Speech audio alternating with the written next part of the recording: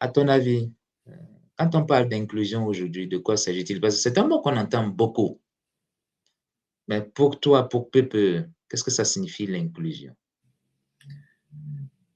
Pour moi, l'inclusion, c'est pas, uniquement, tu sais, on dit souvent l'inclusion, bah, c'est que tout le monde se sente, bienvenu. Mais pour moi, ça s'arrête pas là. Je pense que l'inclusion, c'est je vais me répéter, mais c'est quand les gens sentent qu'ils sont légitimes, c'est à mon avis quand les gens sentent qu'ils ont une place, c'est quand les gens comprennent, tu vois? Quand les gens osent participer, tout ça, ça forme, à mon avis, l'inclusion. Donc pour moi, c'est, si je donne un exemple concret, c'est si je vais te proposer, des webinaires toujours à la même heure, le soir à 19h, beh, pour moi, c'est pas inclusif parce que, hem, on en parlait tout à l'heure, la maman qui est toute seule à la maison, 19h, c'est l'heure, du souper, c'est l'heure où tu vas donner le bain, c'est l'heure où tu peux être fatigué de ta journée de travail, Mmh, alors que si mmh, tu proposes,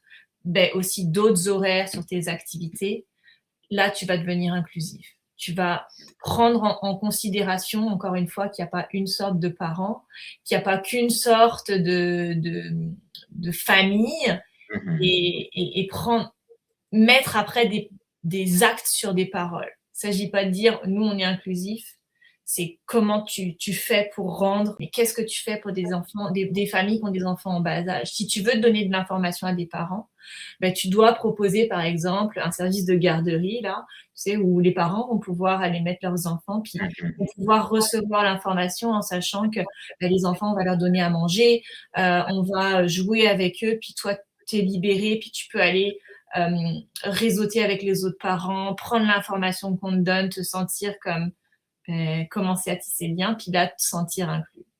Donc pour moi, l'inclusion, c'est ça.